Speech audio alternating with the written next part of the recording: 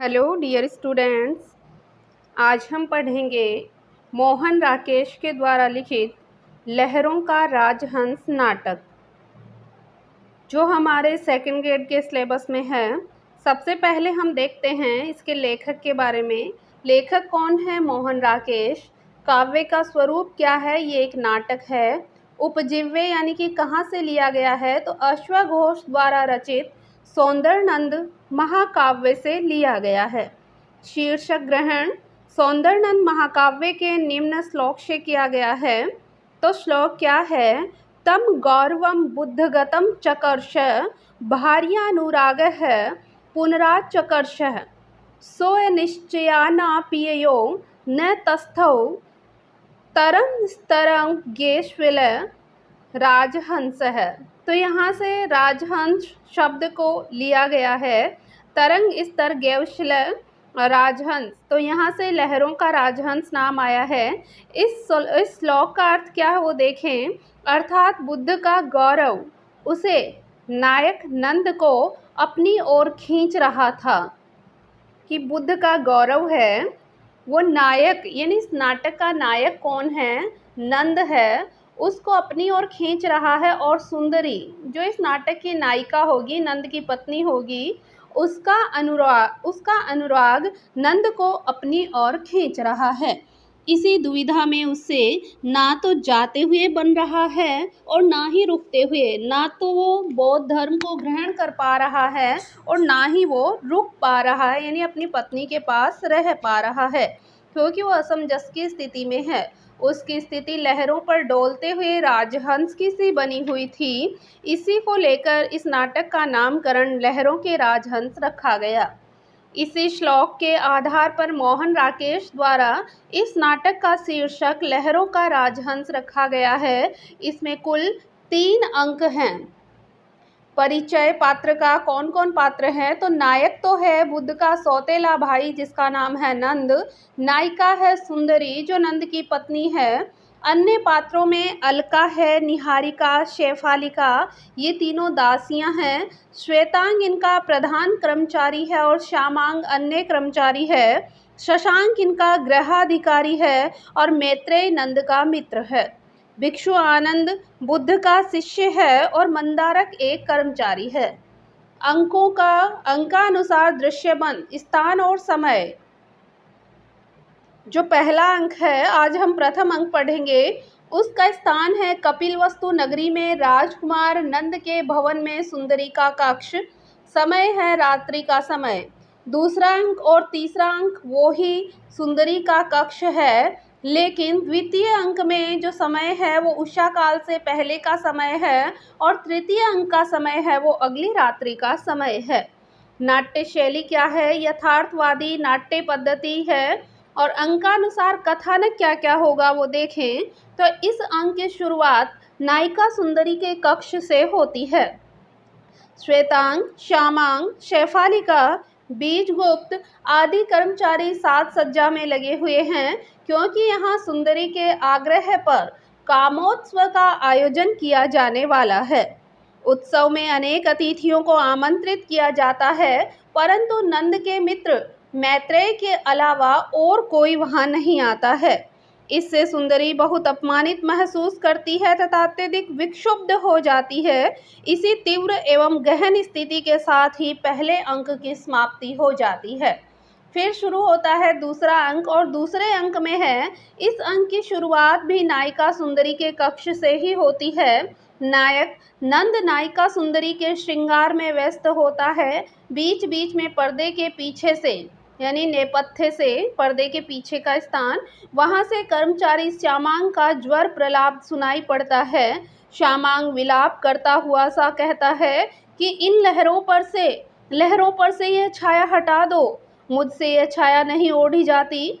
जब नायक नंद सुंदरी के श्रृंगार में लगा हुआ होता है, तभी अलका नामक एक दासी कक्ष में प्रविष्ट होती है और एक संदेश सुनाती है कि गौतम बुद्ध भिक्षा के लिए द्वार पर आए थे और भिक्षा याचना करने के बाद लौट गए हैं। तब नंद सुंदरी से कहते हैं कि इस गलती के लिए उन्हें गौतम बुद्ध से क्षमा याचना करनी चाहिए। सुंदरी नंद को जाने की अनुमति तो दे देती है, लेकिन कहती है कि मैं शेष श्रृंगार आपके वापस आने के बाद ही पूरा करूँगा। नंद बुद्ध से क्षमा याचना करने के लिए वहां से निकल जाते हैं। तभी नेपथ्य से पुनः शामांग का ज्वर प्रलाप सुनाई पड़ता है। वह छाया मेरे ऊपर से हटा दो, एक किरण और कोई किरण। इसी के साथ द्वितीय अंक की समाप्ति हो जाती है।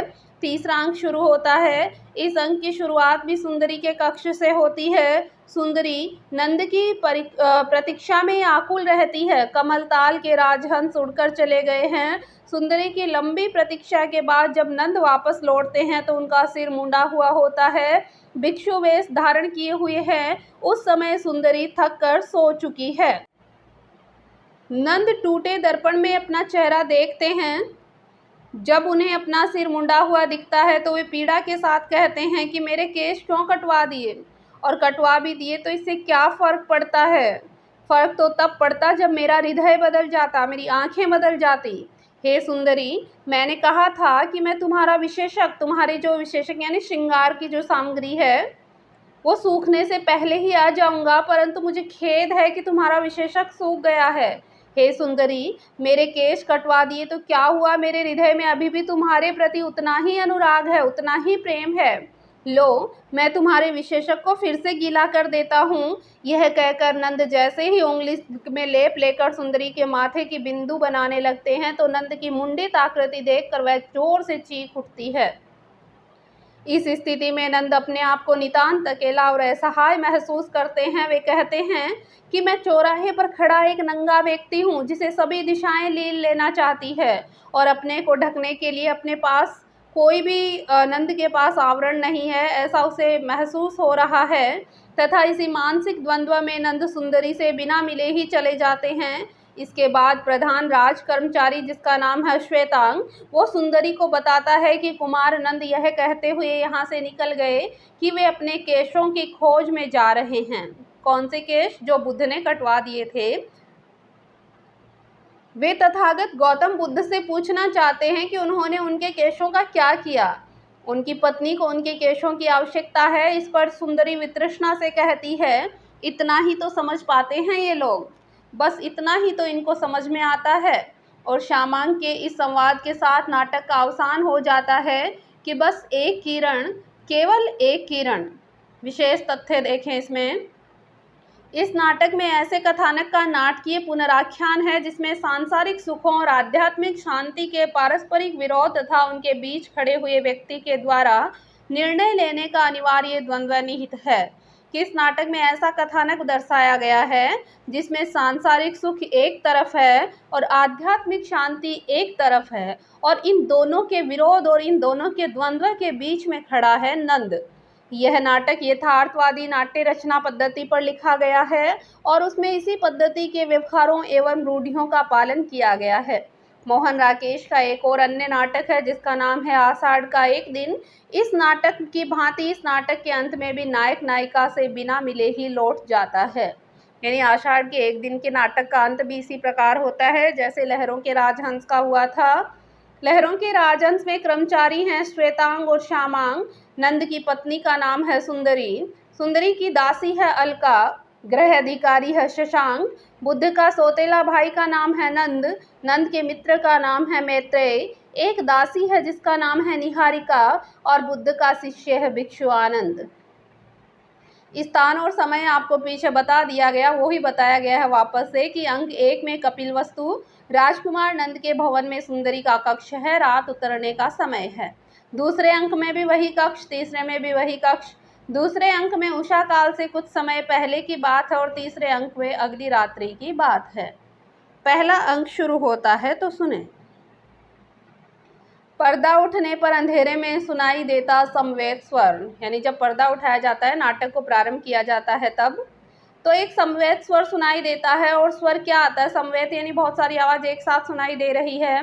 धम्मम शरणम गच्छामि, संघम शरणम गच्छामि, बुद्धम शरणम गच्छामि। प्रकाश होने पर राजकुमार नंद के भवन में सुंदरी का कक्ष है। रात उतरने का समय है। सामने से देखने पर पीछे दाईं ओर एक चबूतरा है। बाईं ओर झूला तथा एक मत्स्याकार आसन है। आगे दाईं ओर मदिरा कोष्ठ तथा बाईं ओर श्रृंगार कोष्ठ है।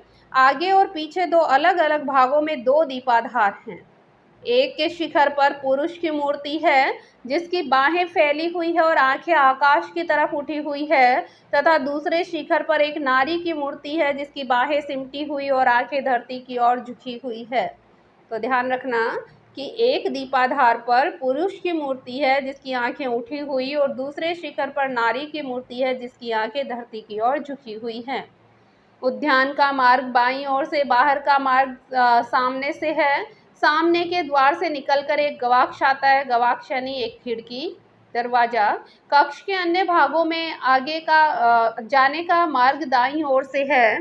साज सज्जा में कामोत्सव का स्पर्श, यानी साज सजावट हो रही है जिसको देखकर पता चल रहा है कि कामोत्सव की साज सज्जा हो रही है। कई एक कर्मचारी फूल सजाने, कोष्ठों को व्यवस्थित करने तथा मुद्राएं अंकित करने आदि में व्यस्त हैं। शामांग पत्तियों के ढेर में उलझा हुआ, तो ध्यान रखना पत्तियों के ढेर में कौन उलझा हुआ है? शामांग उलझा हुआ है। तथा श्वेतांग अग्नि काष्ठ से दीपक जलाता हुआ है। प्रधान कर्मचारी होने के नाते श्वेतांग अन्य सबके कार्यों के प्रति भी सचेत है। श्वेतांग प्रधान कर्मचारी है जो अन्य सभी के कार्यों को देख रहा है। दो तीन कर्मचारियों की हल्की अवज्ञात्मक हंसी का शब्द सुनाई देता है तो श्वेतांग कहता है, क्या बात है नागदास, तुम लोगों को हंसी किस बात की आ रही है? चलो सब एक दूसरे से दूर खड़े होकर काम करो। निहारिका, तुम काम कर रही हो या हाथों की मेहंदी उतार रही हो? आंखें नीची रखो और हाथों को देखकर काम करो। ओह शेफालिका, तुम्हें बस इतने से ही फूल मिल पाए हैं? आज के लिए आज का कामोत्सव इस भवन का सबसे बड़ा कामोत्सव होगा। ये बताने पर भी तुम्हें कुछ समझ में नहीं आया? ये कहने पर भी कि देवी सुंदरी आज स्वयं हर कार्य का निरीक्षण करेगी, तुम्हारे मन में कुछ भी विशेष उत्साह नहीं जागा? बीजगुप्त, इतनी समझ तो तुम्हें स्वयं होनी चाहिए कि प्रवेश द्वार पर मुद्राएं अंकित नहीं की जाती। इससे तो जो अतिथि आएंगे उनके वस्त्रों पर भी मुद्राएं अंकित हो जाएंगी। तुम एकटक मेरी ओर क्या देख रहे हो मंदारक? नहीं नहीं नहीं, मुझसे कुछ नहीं पूछो। मैं इस समय तुमसे बात नहीं कर सकता। यहाँ जिस जिसका काम पूरा होता जाए उसे स्वयं चाहिए कि दूसरे भाग में जाकर काम करने लगे। मैं एक एक से कहूँ तभी नहीं यहाँ से जाना है। श्वेतांग सबको समझा रहा है कि सब अपने अपने काम को करो। शेफालिका, बीजगुप्त और नागदास एक एक करके वहां से चले जाते हैं। फिर कहता है श्वेतांग, तो फिर मेरी ओर देख रहे हो मंदारक? काम से बचने का यह अच्छा उपाय तुमने ढूंढ रखा है। आदमी जब भी तुम्हारी ओर देखे तुम्हें अपनी ओर देखते ही पाएगा। जाओ जाओ, उधर जाकर किसी और को देखो, काम तो ठीक से करोगे नहीं। हाँ हाँ हाँ, मुझे पता है इस भवन में तुम्हारे जितना काम कोई नहीं करता। इस समय जाओ और कम से कम मुझे अपना काम करने दो। मंदारक असंतुष्ट भाव से सिर हिलाता हुआ से चला जाता है। और तुम शामांग, तुम्हारी उलझन अभी समाप्त नहीं हुई? शामांग पत्तियां तोड़ने और सुलझाने में व्यस्त है और शामांग कहता है, मुझे तुमसे ईर्ष्या होती है। श्वेतांग निहारिका की ओर देखकर, निहारिका, तुम क्या बातें सुनने के लिए यहाँ रुकी हो? जाओ उधर जाकर अपना काम करो। निहारिका उन दोनों की ओर देखती हुई अनमने भाव से वहां चली जाती है। फिर वो शामांग से पूछता है, श्वेतांग, तुम्हें मुझसे ईर्ष्या होती है, क्यों? शामांग कहता है, देखो ना, एक के बाद एक दीप जलता जाता है, न कुछ उलझता है ना कुछ बिखरता है। श्वेतांग कहता है, इसका भी कारण है। शामांग कहता है, क्या कारण है? मेरे हाथों में काम उलझ क्यों जाता है? श्वेतांग कहता है, इसलिए कि तुम सोचते बहुत ज़्यादा हो। शामांग कहता है, सोचता बहुत हूँ, परंतु उससे क्या होता है? श्वेतांग कहता है, सब कुछ उसी से तो होता है। हाथ काम नहीं करते, आंखें चुंधिया जाती है। शामांग कहता है, तो तुम कभी कुछ नहीं सोचते? श्वेतांग कहता है, अब नहीं सोचता, पहले सोचा करता था। शामांग कहता है, पहले सोचा करते थे और सोचने का परिणाम यह हुआ कि? श्वेतांग, सोचना छोड़ दिया, चारों ओर देखता हुआ कि कहीं कोई काम अधूरा तो नहीं रह गया। आदमी काम करना चाहे तो उपाय यही है कि एक राज कर्मचारी के लिए विशेष रूप से, कि श्वेतांग कहता है राज कर्मचारी के लिए एक उपाय यही है कि अगर काम करना हो तो सोचना छोड़ दो। श्यामांग कहता है तो तुम कहना चाहते हो कि मुझे भी सोचना कुछ नहीं चाहिए, माथे को उंगलियों में मलकर। पर मैं कब सोचना चाहता हूँ? बिना चाहे मस्तिष्क सोचता रहे तो आदमी क्या कर सकता है? श्यामांग कह रहा भाई मैं सोचना नहीं चाहता, लेकिन मैं क्या करूँ? बिना चाहे मस्तिष्क सोचने लग जाता है। श्वेतांग कहता है बिना चाहे तो मस्तिष्क सोचता ही रहता है, न सोचने के लिए वैसा चाहना पड़ता है, प्रयत्न करना पड़ता है। श्यामांग कहता है प्रयत्न करना पड़ता है, कुछ ऐसा और प्रयत्न आदमी से नहीं बन पड़े तो? श्वेतांग कहते तो सब कुछ उलझता रहता है। पल भर उसकी ओर देखकर, लाओ पत्तियों का ये ढेर मुझे दो, मैं सुलझा देता हूँ। अग्निकाष्ठ उसकी तरफ बढ़ाकर तुम दीपक जलाओ। श्वेतांग कहता है भाई तुम तो दीपक जला दो और मैं इनको पत्तियों को सुलझा देता हूँ। उसके हाथों में पत्तियां झट झट सुलझने लग जाती है। श्यामांग अग्निकाष्ठ हाथ में लिए कुछ क्षण उसकी ओर देखता रहता है, फिर आंखें झपक कर अपने को सहेजने का प्रयत्न करता है। अब क्या हो रहा है तुम्हें? इस तरह क्यों खड़े हो? श्वेतांग पूछता है अब क्या हो गया भैया, अब ऐसे क्यों खड़े हो? श्यामांग कहता है पता नहीं क्या हो रहा है, बार बार आंखों के सामने जाने कैसे अंधेरा सा घिर आया है, समझ में नहीं आता कि श्यामांग की तबीयत ठीक नहीं है, तो वो कह रहा है कि आंखों के आगे अंधेरा आ रहा है, पता नहीं क्या हो रहा है। श्वेतांग कहता है तुमसे कुछ भी समझने को कहा किसने है? दीपक जलाओ, देवी सुंदरी अब इधर आने ही वाली है, आकर देखेंगी कि दीपक नहीं जले तो सहसा बिगड़ उठेंगी। कितने वर्षों के बाद तो आज उन्होंने कामोत्सव का आयोजन किया है। श्यामांग कहता है यही बात तो मैं कल से सोच रहा हूँ श्वेतांग, और मुझे लगता है कि मैं ही नहीं और सब लोग भी, यहाँ तक कि स्वयं कुमार भी मन में यही बात सोच रहे हैं, परंतु कोई भी मुंह से कुछ नहीं कह पाता। हम सबके सब न जाने क्यों, पता नहीं मैं क्या कह रहा था, बात जैसे मस्तिष्क में उठकर वही छितरा जाती है। अच्छा तुम बताओ, तुम नहीं सोच रहे थे कि क्यों आज ही के वर्षों के बाद यहाँ कामोत्सव का आयोजन किया जा रहा है? कि वर्षों के बाद आज ही कामोत्सव का आयोजन क्यों किया जा रहा है, तुम नहीं सोच रहे? श्यामांग कह रहा है श्वेतांग से। श्वेतांग कहता है अत्यधिक गंभीर होकर तुम फिर बहक रहे हो, तुमसे कहा ना दीपक जलाओ। श्यामांग कहता है वह तो कहा है तुमने, परंतु क्या करूं, न जाने क्यों मेरे मस्तिष्क में यह अंधेरा बढ़ता ही जा रहा है। मन होता है कि सब छोड़ छाड़ कर कहीं चला जाऊं। और इतने में सुंदरी अलका के साथ बातें करती हुई बाईं ओर से आती है। श्वेतांग झुककर अभिवादन करता है। श्यामांग जैसे बहुत प्रयत्न से बाद में अभिवादन करता है। सुंदरी आगे आती हुई कहती है हाँ, रात के अंतिम पहर तक भोज आपानक और नृत्य वर्षों तक याद बनी रहनी चाहिए लोगों के मन में। अच्छा आपानक क्या होता है बताएं? आपानक होता है शराब पीने वाले व्यक्ति। तो सुंदरी कहती है भोज आपानक और नृत्य वर्षों तक याद बनी रहनी चाहिए लोगों के मन में। अलका कहती है याद वर्षों तक? हाँ देवी, परंतु न जाने क्यों मेरे मन में तरह तरह की आशंकाएं उठ रही है। सुंदरी कहती है रात बीतने दे, फिर अपने मन से पूछना। रात भर नगर वधु चंद्रिका के चरणों की गति से इस भवन की हवा कांपती रहेगी। बता रही है सुंदरी, कह रही है रात को बहुत यहाँ पर अच्छा प्रोग्राम होगा, हवा कांपती रहेगी और ढुलती रहेगी मदिरा उसकी आंखों से, उसके एक एक अंग की गहराई है, तू देखेगी और विश्वास नहीं कर सकेगी, जो नहीं देखेंगे वे तो कल्पना भी नहीं कर पाएंगे। अलका इस बीच एक बार श्यामांग की ओर देख लेती है। श्यामांग और अलका के मध्य में कुछ चल रहा होता है।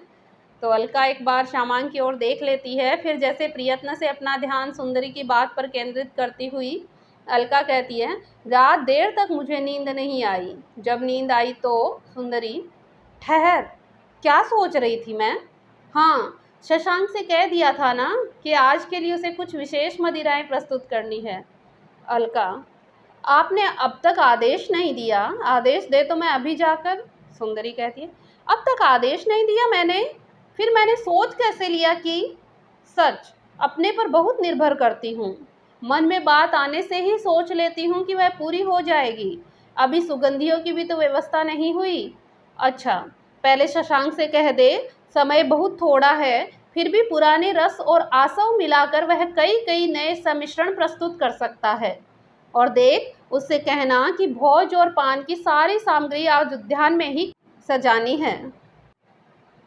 आसव यानी होता है शराब, तो आज रस और आशव मिलाकर कई कई मिश्रण बना देने हैं और सारी भोज और पीने की सामग्री उद्यान में ही सजानी है। अलका कहती है, अभी जाकर कह देती हूँ।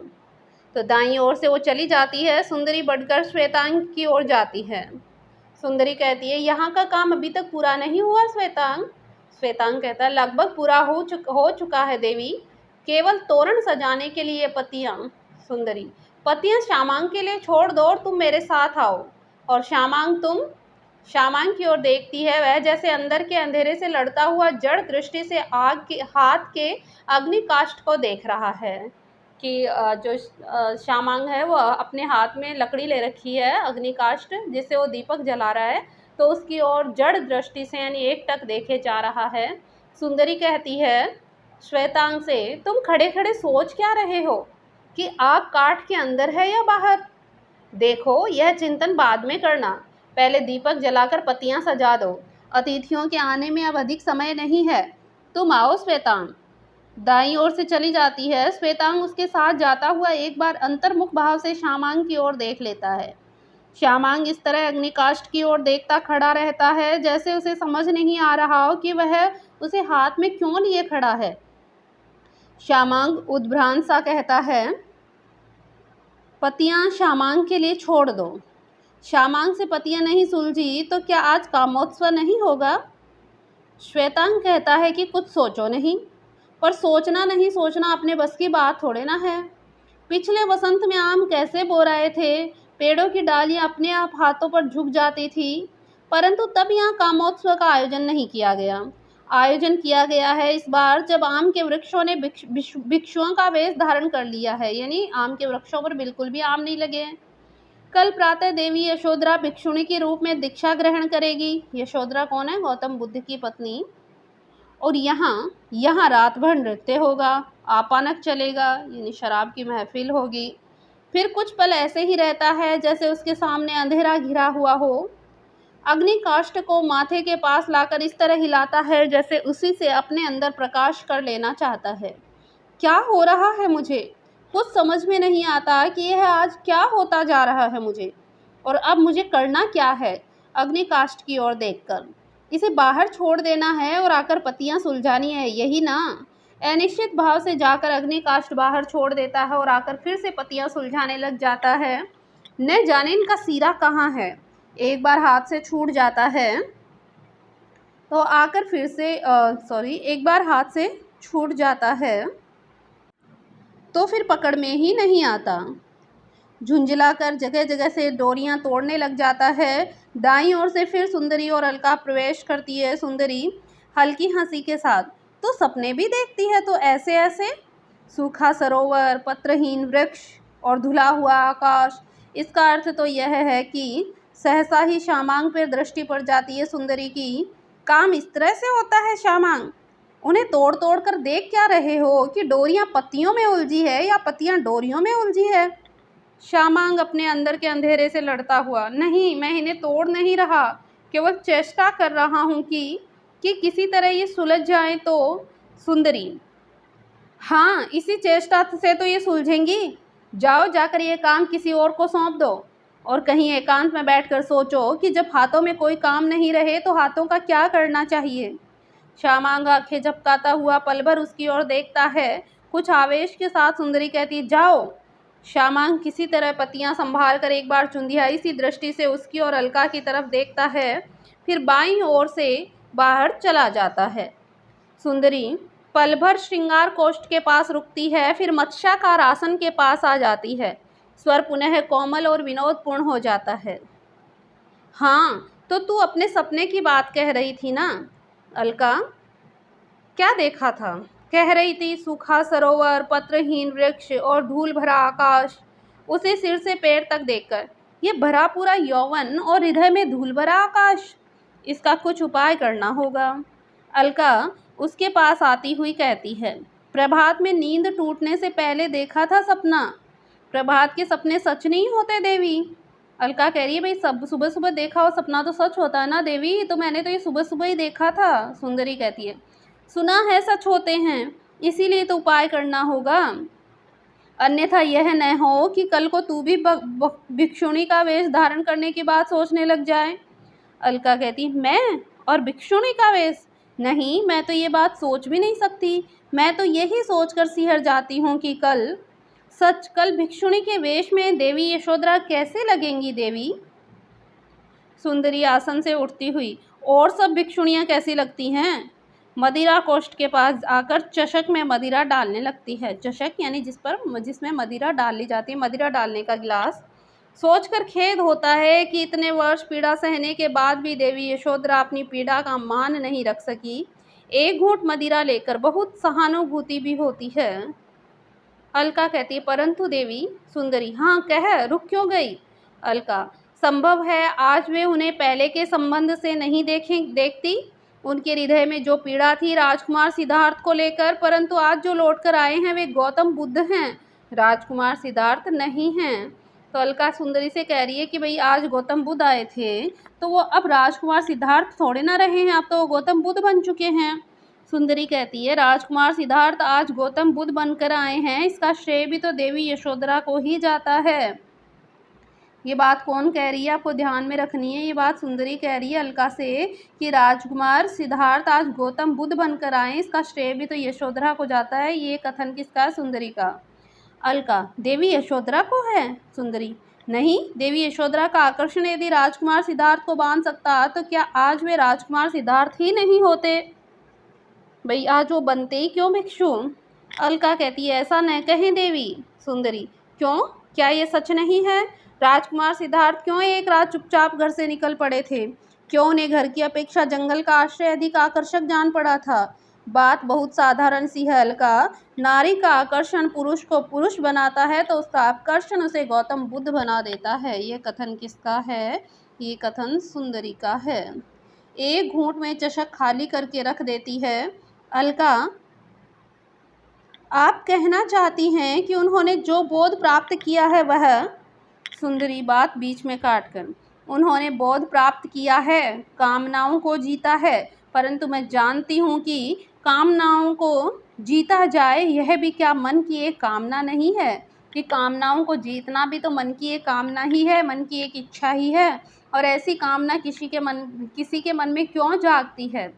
अलका कहती है, तो फिर उन्हें लेकर प्रजा के बच्चों बूढ़ों तक में इतना क्यों उत्साह है? भाई जब उन्होंने कामनाओं को जीतना था तो अलका कह रही, फिर बच्चे बूढ़े सारे लोग सिद्धार्थ से, गौतम बुद्ध से क्यों मिलना चाहते हैं? क्यों संध्या होते ही वे उनका उपदेश सुनने नदी तट की ओर उमड़ पड़ते हैं? सुंदरी कहती है, इसीलिए कि बहुत दिन एक तार जीवन बिताकर लोग अपने से ऊब जाते हैं, तब जहाँ भी कुछ नवीनता दिखाई देगी उसी ओर वे उमड़ जाते हैं। यह उत्साह दूध फेन का उबाल है, 4 दिन रहेगा फिर शांत हो जाएगा। तो ये कथन किसका है? ये कथन सुंदरी का है। आपको ध्यान में रखना है कि लोग एक तार जीवन बिताकर ऊब जाते हैं, तब उन्हें जहाँ भी नवीनता दिखाई देती है उसी ओर वो उमड़ जाते हैं। बाहर उद्यान से हंसों का स्वर और उनके पंखों की फड़फड़ाहट सुनाई देती है।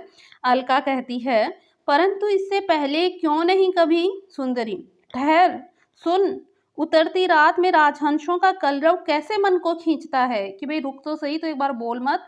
उतरती रात है और ये राजहंसों का कलरव, उनका चिल्लाना कैसे मन को खींच रहा है। अलका, कुछ अव्यवस्थित, आपको ऐसे नहीं लगा जैसे? सुंदरी, बोल नहीं, चुपचाप सुन। कि बोल मत, चुपचाप सुन। इस स्वर की कहीं तुलना है, कह नहीं सकती क्या अधिक सुंदर है।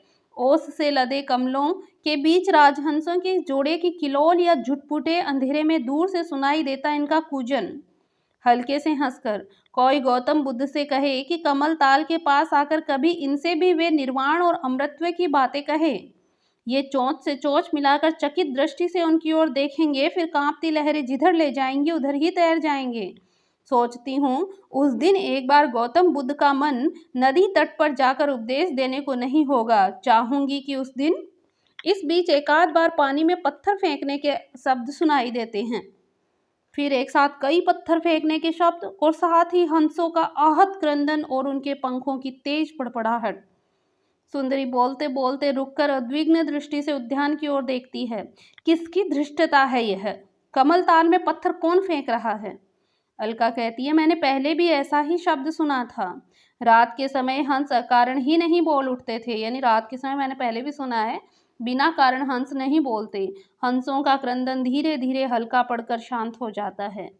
सुंदरी कहती है, उद्यान में जाकर देख किसने ऐसी चेष्टा की है, कहना मैं उसे अभी यहाँ बुला रही हूँ। अलका सिर हिलाकर बाईं ओर से चली जाती है।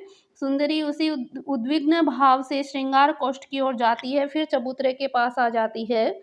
अपनी उद्विग्नता को झटकने का प्रयत्न करती है। नहीं समझ पा रही कि आज कामोत्सव की रात को किसी का कमल ताल में हंसों के जोड़े पर पत्थर फेंकना, उन्हें आहत करना, यह एक आकस्मिक घटना है या जानबूझकर किया गया प्रयत्न है। परंतु निर्भर तो इस बात पर करता है कि वह व्यक्ति कौन है जिसने ऐसा प्रयत्न किया। अलका बाईं ओर से श्यामांग को लेकर आती है। श्यामांग के चेहरे का भाव विक्षिप्त सा हो रहा है। उसे देखते ही सुंदरी की भौहें थम जाती है। तो तुम थे जो कमलताल में राजहंसों पर पत्थर फेंक रहे थे? श्यामांग कहता है, राजहंसों पर नहीं देवी। अलका बढ़कर सुंदरी की ओर जाती हुई बीच में ही रुक जाती है। उसके चेहरे पर कई तरह के भाव एक साथ आते जाते हैं। सुंदरी कहती है, राजहंसों पर नहीं तो किस पर? ताल में दिखाई देती अपनी छाया पर। छाया शब्द से श्वेतांग की आंखों में भय सा लहरा जाता है। श्यामांग कहता है, छाया शब्द आते श्यामांग की आंखों में भय सा लहरा उठता है और श्यामांग कहता है, छाया पर? हाँ, परंतु अपनी छाया पर नहीं, वह एक और ही छाया थी, बहुत डरावनी थी। सुंदरी, वह एक और ही छाया थी? जान सकती हूँ कैसी छाया थी वह? श्यामांग कहता है, जाने कैसी छाया थी? ज्यों ज्यों अंधेरा गहरा होता जा रहा था, वह छाया लंबी और लंबी होती जा रही थी। अलका कुछ कहना चाहती है, परंतु बिना कहे चबूतरे की ओर चली जाती है। सुंदरी कहती है, और तुम्हें बैठकर उस छाया को देखने के अतिरिक्त कोई काम नहीं था क्या? श्यामांग कहता, काम? आपने तो कहा था कि नहीं, आपने ही तो कहा था ना काम नहीं करने के लिए। इसीलिए कमल ताल के पास जो अंधेरा कोना है, कुछ देर के लिए वहां चला गया था। वहां से देखा ताल की लहरों पर वह छाया उतर रही है। कमल नाल, कमल पत्र सब उसमें खोए जा रहे हैं। मुझे लगा कि वह छाया उन सबको लील जाएगी, ताल में तैरते राजहंसों के जोड़े को भी लील जाएगी। मुझे डर लगा और मैं छाया पर पत्थर फेंकने लगा। सुंदरी, छाया को हटाने के लिए तुम उस पर पत्थर फेंकने लगे? श्यामांग, हाँ, एक पत्थर फेंका तो लगा है कि छाया हिल रही है। वह हिली परंतु हटी नहीं। तभी राजहंसों ने पंख फड़फड़ा दिए और जैसे छाया से बचने के लिए उपकार करने लगे। तब मैंने उस छाया को लक्ष्य करके कई कई पत्थर लगातार फेंके। इससे छाया कई टुकड़ों में तो बट गई, परंतु फिर ज्यों की त्यों हो गई।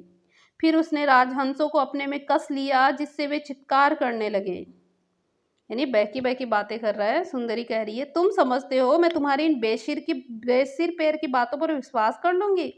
मैं अच्छी तरह जानती हूँ कि आज कामोत्सव के दिन तुमने ऐसा प्रयत्न क्यों किया है। तुम इस भवन के उन कर्मचारियों में से हो जो यहाँ रहकर भी यहाँ के नहीं हो पाए, जो सदा इस खोज में रहते हैं कि कब और कैसे यहाँ के उल्लास को खंडित कर सके। अलका एक बार सुंदरी की ओर देखती है, फिर बढ़कर श्यामांग के पास आ जाती है। अलका श्यामांग से कहती है, तुम सच क्यों नहीं कह देते कि तुमसे अनजाने में अपराध हो गया है, अपराध के लिए क्षमा मांग लो तुम। श्यामांग कहता है, छाया को हटाना अपराध था क्या? मैं नहीं जानता था अपराध था। यदि सचमुच अपराध था तो? अलका बीच में कहती है, क्यों फिर से वही बात किए जाते हो? क्यों नहीं स्पष्ट कह देते कि तुम्हारा मन कहीं और था और तुम्हें पता ही नहीं चला कि कब तुमने पत्थर उठाए और कब फेंकने लगे? श्यामांग कहता है, मेरा मन कहीं और था, पर मेरा मन कहीं और होता तो मैं छाया को देखता किस तरह? और फिर?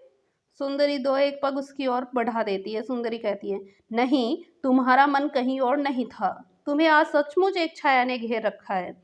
जब तुम यहाँ काम कर रहे थे तब भी वह छाया तुम्हारे सिर पर मंडरा रही थी। मुझे आश्चर्य नहीं है, आज के आयोजन में वह छाया तुम में से किसी को नहीं घेरती तो मुझे जरूर आश्चर्य होता। अब तुम्हें उस छाया से बचाए रखने का उपाय यही है कि कुछ समय के लिए तुम्हें दक्षिण के अंधकूप में उतार दिया जाए। अलका अव्यवस्थित सी हो जाती है और कहती है, नहीं देवी। सुंदरी उसकी बात की ओर ध्यान नहीं देती और कहती है, वहां तुम्हें पूरा अवकाश रहेगा और वह छाया भी तुम्हारे पास नहीं भटकने पाएगी। दाईं ओर देखकर कहती है, जो भी द्वार पर हो श्वेतांग से कह दे कि मैं उसे यहाँ बुला रही हूँ। श्यामांग से कहती है, श्वेतांग अभी तुम्हारे गंतव्य तक तुम्हें पहुंचा देंगे। श्वेतांग दाईं ओर से आता है। श्वेतांग स अभिवादन कहता है, देवी। सुंदरी कहती है, सुगंधियों की व्यवस्था हो गई। श्वेतांग, हाँ देवी। सुंदरी, तोरणों पर मुद्राएं अंकित की जा चुकी हैं। श्वेतांग, हाँ देवी। सुंदरी, तो एक काम तुम्हें और करना है। तुम्हारा सहयोगी श्यामांग आज एक छाया से पीड़ित है। इसे उस छाया से मुक्त करने के लिए श्यामांग आंखें झपकाता हुआ, छाया वहां है देवी, कमल ताल पर है। जब मैं वहां से चला, सॉरी एक सेकेंड, तब भी श्वेतांग कहता है, ध्यान से श्यामांग को देखता हुआ, मुझे लगता है देवी। सुंदरी कहती है, तुम्हें जो भी लगता है आकर कहना। पहले इसे ले जाकर दक्षिण के अंधकूप में छोड़ आओ। खड़े क्यों हो, जाओ और जाकर आदेश का पालन करो। श्वेतांग पास जाकर श्यामांग की बाहें हाथ में ले लेता है। श्वेतांग कहता है, आओ श्यामांग। श्यामांग, मैं तुम्हें सच कहता हूँ श्वेतांग, मैं सोच कुछ भी नहीं रहा था। मुझे याद है तुमने कहा था कि सुंदरी से ले जाओ, मैं इसकी अनर्गल बातें नहीं सुनना चाहती। श्वेतांग श्यामांग को बाईं ओर से ले चला जाता है। श्वेतांग कहता है चलते चलते, मैंने तुमसे कुछ नहीं कहा था श्यामांग। तुम्हें लगता है मैंने कुछ कहा था तो वह केवल तुम्हारे मन की भ्रांति है। श्यामांग कहता है, तुमने मुझसे कुछ नहीं कहा था, सच में कुछ नहीं कहा था। तो फिर मुझे क्यों लग रहा था कि अंतिम शब्द बाहर जाकर खो जाते हैं। सुंदरी मत्स्याकार आसन पर आकर आसन की ओर आती है। अलका आहत सी अपने स्थान पर रुकी रहती है। सुंदरी कहती है, न जाने क्यों इस व्यक्ति को देखकर सदा उलझन होती है।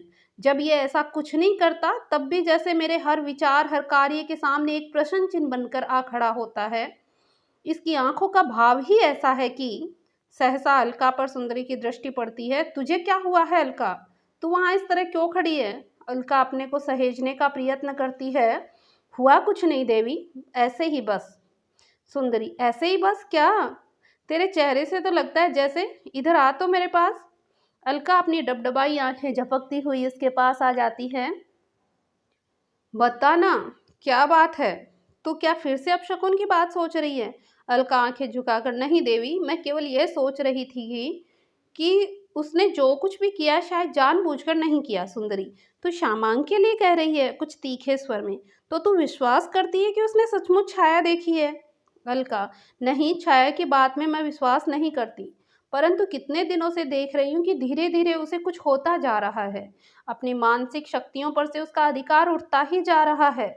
सुंदरी कहती है, सोचती हुई कहती है, तो तू कहना चाहती है उसने जो कुछ किया वो उन्माद में किया है। उन्माद यानी पागलपन में किया है।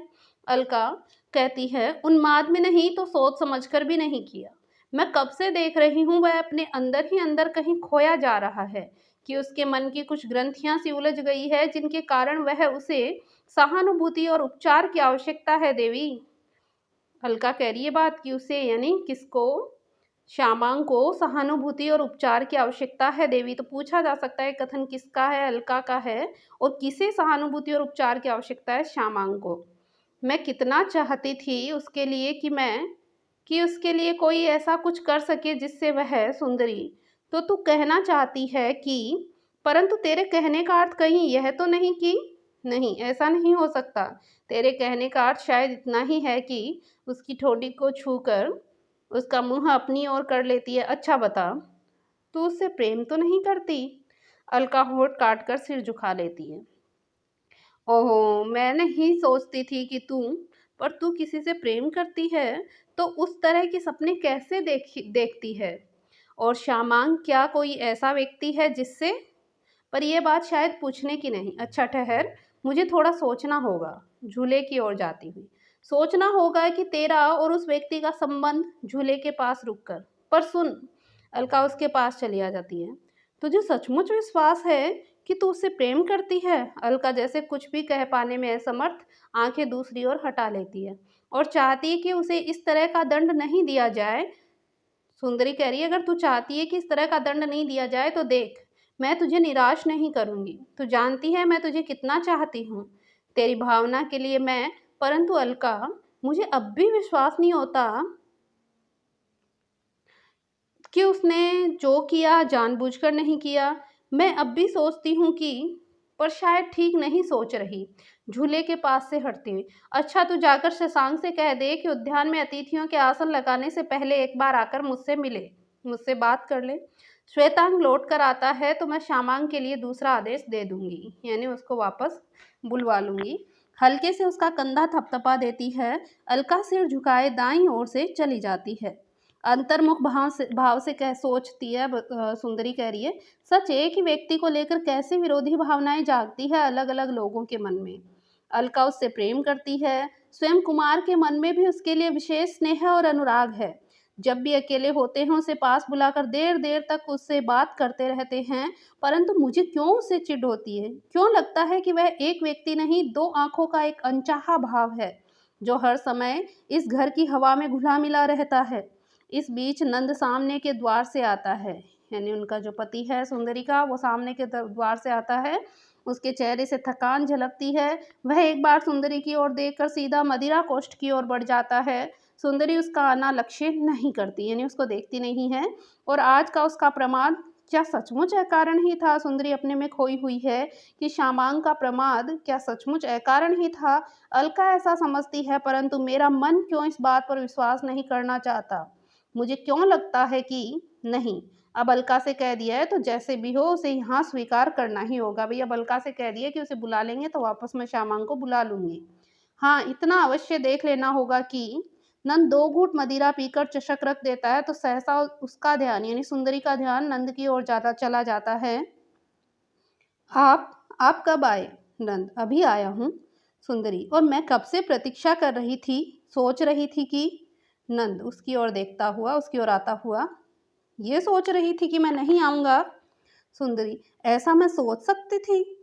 सोच रही थी कि शायद आखेट में बहुत दूर निकल गए हैं, डर रही थी सब लोग आ चुकेंगे तो अंत में आने वाले अतिथि आप ही नहीं हो। तो ये पूछा जा सकता है, अंत में आने वाले अतिथि आप ही नहीं हो, ये कौन कह रही है? सुंदरी कह रही है नंद से। और अंत में आने वाले अतिथि की कौन सोच रही है? सुंदरी। नंद अंतर्मुख भाव से, अंत में आने वाले अतिथि विश्राम की मुद्रा में चबूतरे पर बैठ जाता है। जानता था कि तुम प्रतीक्षा में होगी, इसलिए मैं, तुम्हें सचमुच लगा कि लौटने में मुझे बहुत देर हो गई है? सुंदरी, नहीं लगी। आप संध्या से पहले लौट आने के लिए नहीं कह गए थे क्या? ध्यान से उनकी तरफ देखती हुई, इस तरह थके हुए क्यों लग रहे हो? नंद कहता है, इसलिए कि थक कर आया हूँ। दिन भर एक मृग का पीछा किया परंतु वह हाथ नहीं आया। जाने कैसा माया मृग था वह। नंद कह रहा है, न जाने कैसा माया मृग था। अब वो कैसा माया मृग था, क्यों थक जाता है नंद? सुंदरी क्या बात करती है? क्या वो श्यामांग को वापस बुला लेती है? ये सब बातें हम पढ़ेंगे नेक्स्ट वीडियो में। तब तक के लिए धन्यवाद।